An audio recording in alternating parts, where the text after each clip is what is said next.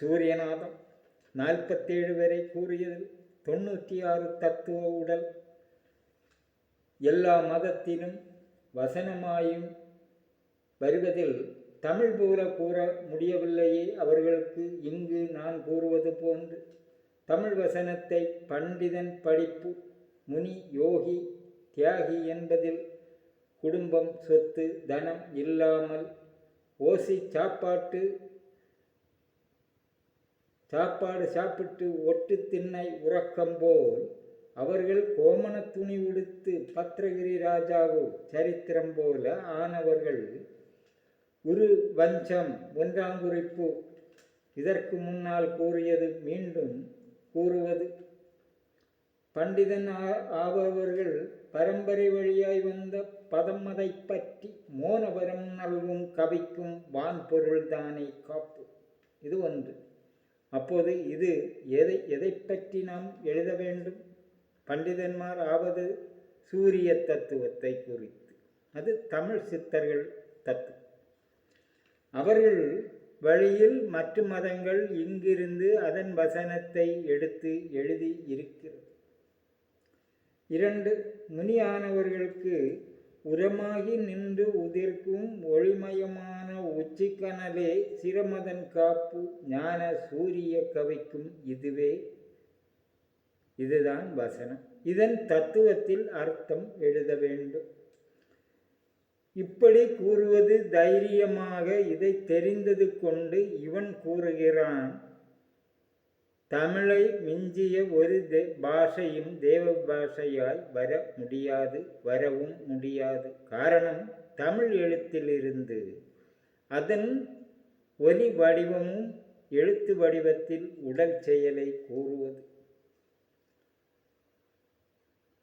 அவர்கள் உடல் முக்தியாவது சூரிய தத்துவம் எழுத்தொலியில் அர்த்த உடல் சூரியனில் எழுந்து செல்லுதல். அது அஷ்டமா சித்து தமிழில் உள்ளது.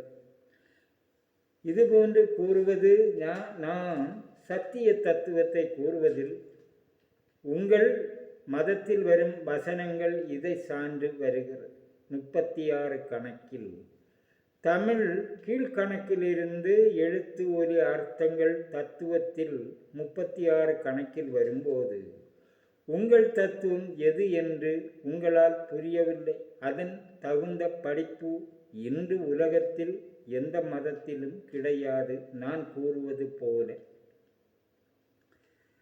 பாம்பாட்டி சித்தர் 69 கூறுவது தசவாயுக்கள் செயல் கூறியதில் தசநாடிகள் செயல் கூறுவது. இங்கு சப்தத்தாது நீ பேசும் சப்த ஒலிக்கு உலக மக்களிலும் அவரவர் உடலில் செயலுக்கு ரசம் உதிரம் எலும்பு தோல் இறைச்சி மூளை சுக்கிரம். இதை இங்கு கூறுவது பக்திக்கு இவைகள் செயல் இழக்க வேண்டும். அப்போது இங்கு யாரையும் தீண்டி கூறவில்லை. உங்கள் மதம் அனைத்தும் அந்நிய நிழலினை தீண்டி கூறுவது. ஆனால் உண்மை அப்படி இல்லை. அங்கும் இதே நிலைமை. ஆனால் எழுத்து செயல் மாற்றம். அதை நீங்கள் தேவ பாஷையாக்க வேண்டும். அப்படி என்றால் அதன் படிப்பு தெரிந்தாக வேண்டும். இங்கு கூறுவது ரசம்.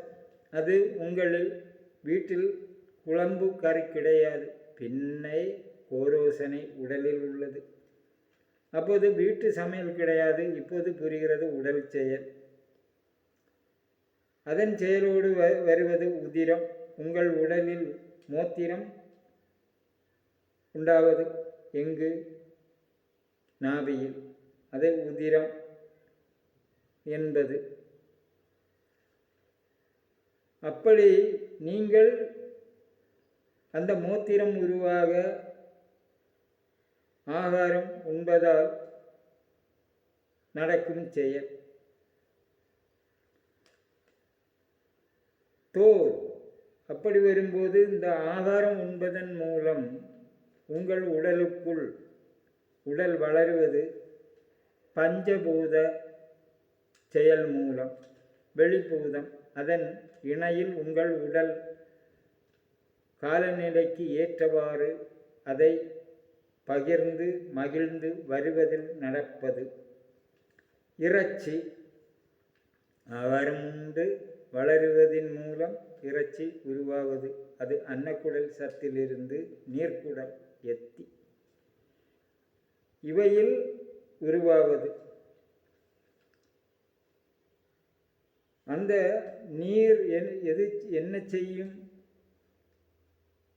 அது ஜலக்குடல். நம்ம குளத்தில் மழை பெய்தால் பல வகை நீர் கலக்கம் அடைந்து அந்த நீர் அங்கே வந்து அதன் மண்டி அதன் தொளி என்னாகும்? நீரின் கீழ்ப்பாகம் மண்ணில் சேர்ந்து தொளியாகி அது வண்டல் மண்ணாகி வருவது, களியாகி வருவது போன்று நீங்கள் உண்ணும் உடல் மலக்குடலிலிருந்து அது நீராகி வருவது. அந்த மலநாற்ற சக்தி அது மஞ்சள் நிறமாய் இரத்தமாகி வெள்ளை நிறமாகி மூளைக்கு செல்வது. அப்போது களி மண் உடல். சரியா? இதை ஏன் இங்கு கூற வேண்டும்? அதுதான் தமிழ் சித்தர்கள் கூறுவது உடலை குறித்து. அப்போது இந்த நீர் மூளைக்கு காரணம் ஆகிறது. அடுத்தது சுக்கிலம்.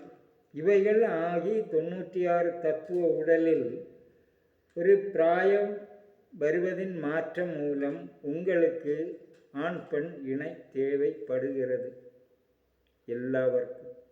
அந்த இணையில் இணைவதன் மூலம் சுக்கிலம் உருவாகிறது. அது எதற்கு? உங்கள் உடல் செயல் திறனால் நடக்கும் சுக்கிலம் மறு ஜனனம். உங்கள் மக்கள் வாரிசு, நீங்களும் அப்படி வருகிறீர்கள். இது உங்கள் உடல் கழிவால் நடப்பது. அப்போது இது இங்கு கூறுவது உடலில் இந்திரியம். சுக்லமாவது இந்திரியத்திலிருந்து. அது உடல் சூடில் ஆண் பெண் இணைவதில் சுக்லம் உருவாவது. உடல் சூடில் சக்தி போல உடல் சூடு சக்தியில் செயல்படுவது சப்தம். தாதுக்கள் அது அணுக்கள் சக்தி. இப்படி ஒரு மதம் கூறாது. இதை ஏன் இங்கு கூறுகிறது?